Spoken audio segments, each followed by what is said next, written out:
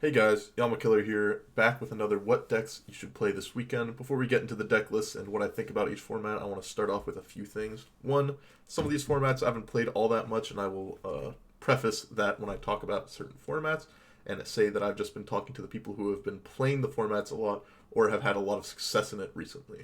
Two, if you guys like this video, like the channel or whatever, make sure to like the video, subscribe to the channel, follow me on Twitch and Twitter in the description below, allow you to know when I get to play games live. You can talk to me live while I'm streaming as well, almost every single day. And that should be it, so let's get into the video.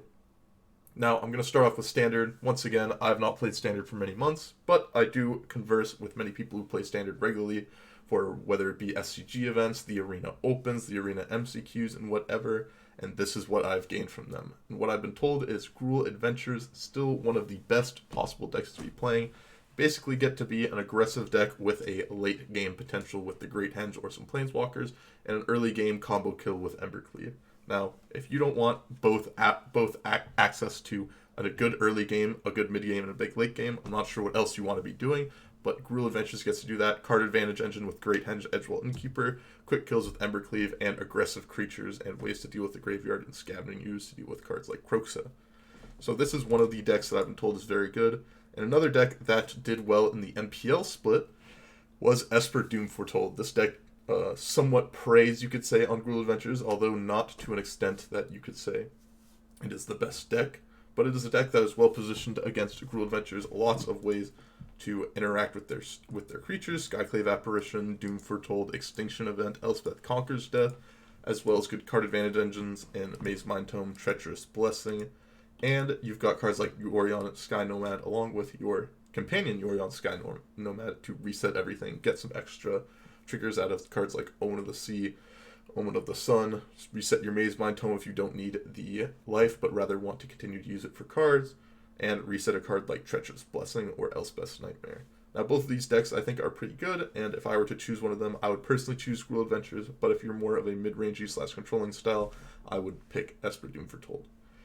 Let us move on into Pioneer. Now, I played a tiny bit of Pioneer over the weekend, played some Jeskai Luka, I played some Burn, but I've also been talking to other people who tested a bit for the Pioneer Showcase, and this is what I learned from them.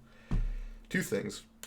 Burn is very, very good, even though when I played it, it felt a little bit clunky. It put up some pretty good results, lots of people barely missing top 8. Jeskai Luka, pretty dang good as well. And finally, Mono Green Planeswalkers is back with a vengeance. While it was gone for a while, it picked up a top 2 at a PTQ, one of the most played decks at the 24-player MOX event, which has a $50,000 first place prize. And it's just been picking up steam, and people have been liking it again. The ability to both just not have to think about sideboarding, especially when you're new to a deck, is very good, and having access to a lot of wish cards in the form of Karn and Vivian to be able to play versus a lot of decks, both game ones and in the post-board games as well. Now, what other deck do I think is playable? Jeskai Luka, very good. Put a lot of results up this weekend, even winning the Showcase event. And I think Lotus Combo has a pretty good matchup against a lot of things. Banned Spirits is going to be really hard. Some burn decks with Eidolon are going to be a bit difficult. But besides that, you've got a lot of very good matchups across the field. Quick combo that is hard to interact with. Now, those are the style of decks that I would play in Pioneer. So let us move on to Modern. Now, the deck that I've been playing a ton of, both recently and in the past, Mono Red Aggro per se. It's more like Mono Red Prowess. You get to have the cheese element of Blood Moon in your main deck, being able to punish decks like Tron, Amulet Titan, 4-color control.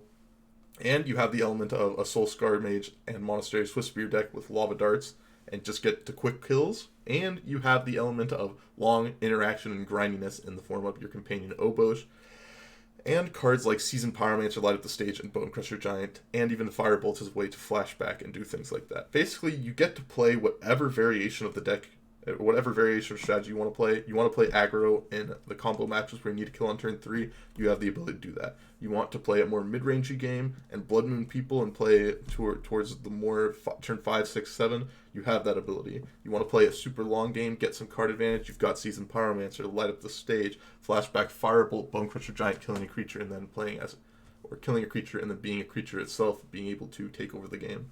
Basically, you can play however you want to play, and you can even gear your main deck. You can play Flame Slashes or Burst Lightnings depending on how aggressive you want to be versus creature killing, and lots of different ways to build the main deck, I think. In the sideboard, I love playing 4 of sideboard cards, Blast Zone for Death Shadow decks, and Mono White, Relic of Regenitus, Uro, Shattering Spree dealing with Chalice and random artifact decks, Kozilek's Turn dealing with pro-red creatures. It plays to a style that I really like and I think is very good right now. A lot of people don't look at the deck and say this is really good right now. It's like, how are you beating Uro? How are you beating Combo? How are you doing all this? But I found myself to have a lot of success, easily over 60 to 65% win rate, putting up a 12th place in the Modern Showcase event this weekend with a 7-2. Tiebreakers keeping me out of top 8. Got a couple 4-1s in prelims, doing very well in leagues and such. I think this deck is the real deal, and people are sleeping on it a bit. Now, what other decks do I think are good? I think 4-color control, 4-color Uro control. Just, you got Uro, you've got Omnath, you got Force Negation, 6-1 mana removal spells, Field the Dead. You basically get to play a lot of different design mistakes of recent history, 2019 and 2020. Wrenn 6, Uro, Omnath, Feel the Dead, Force Negation. Just a bunch of great cards. Your pile is going to be great. That's in the term of the Uro pile. And if you love control decks, you'd love playing this deck because this is what I think is possibly even the best deck in the format. Very well rounded. Now, there are some other decks you could be playing. You could play a deck like Oops All Spells. I'm not sure if I have a deck list here, but it's just a quick combo kill. Kills very consistently by turn 3 and has a couple turn 2 and turn 1 kills with some Simian Spirit Guides. Hard to interact with, especially through the combo or through the quick kills, and you've got good ways to interact with their interaction. You've got decks like Rakdos Death Shadow if you want to play a Death Shadow strategy and you're fond of those things. You've got some combo decks like Ad Nauseam starting to appear again, as well as some interesting decks like Heliod Company, being able to gain infinite life. Although, be prepared, a lot of people will not concede it to your infinite life. I saw Michael Jacob play this deck recently on stream, and nearly no one conceded to the infinite life. When I played it, a lot of people conceded to the infinite life. Maybe it has to do with name recognition, I'm not quite sure, as he was playing on an alternate account. But be prepared to click a lot and go through a lot of your clock trying to do the combo if need be. That's my thoughts on Modern. Now let us go into Legacy. This weekend I had a pretty nice weekend, 12th in the Modern Showcase, and I got top 8 in the Legacy Showcase with Mono Blue Karn Echoes. Now, do I think this deck is good? Not really. Do I think this deck is fun? Yes. Do I think it has cheese potential and can basically win any matchup due to the fact of its cheese potential? Yes, I do think that as well.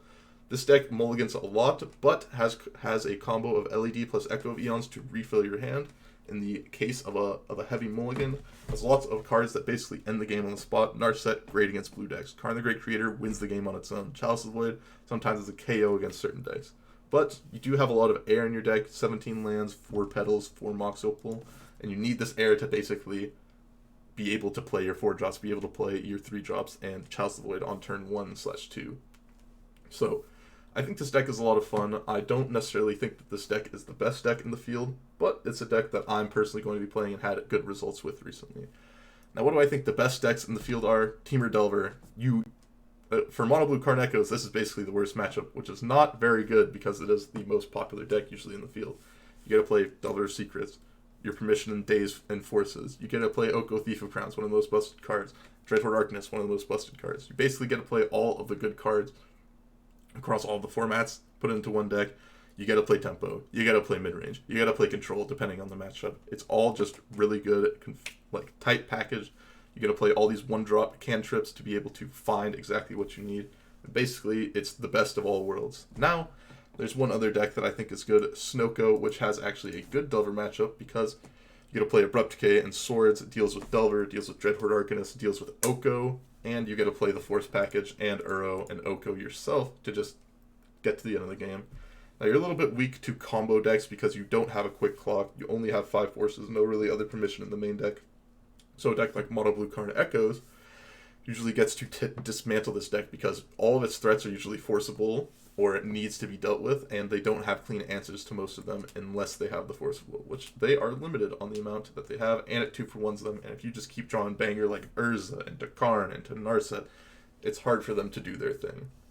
So that's what I think about Legacy. Now let us move on to Vintage. Vintage, I think there's still 3 archetypes. There's blue combo of some sort. Let us look at one of those. That would be Doomsday. I think one of the easiest blue combo decks to play. Doomsday used to be really hard, but now with Thassa's Oracle, you basically just get to set up Dark Red into Doomsday. Now make your Doomsday pile Ancestral first, a Lotus, a Thassa's Oracle.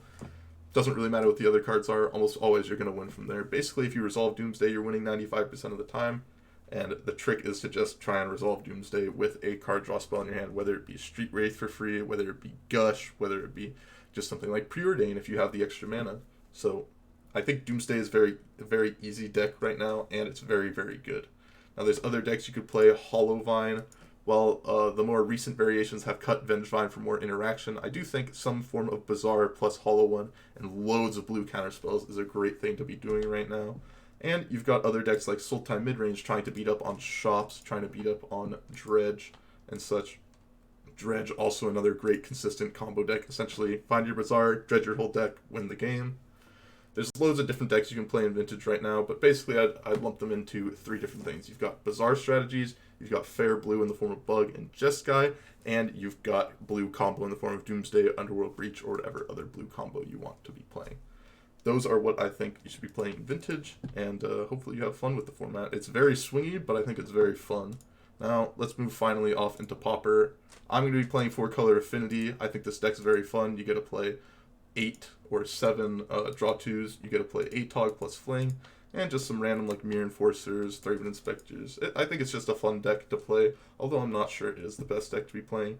The best deck that I'm 100% sure to be playing, Tron, Tier 0, basically can't go wrong with this deck, although it's not very fun because you have to infinite combo with something like Stonehorn Dignitary, Ghostly Flicker, or Moment's Peace plus Ghostly Flicker plus Mnemonic Wall, and it's kind of boring, and people make you play it out and the games go long, so not great for multi-queuing.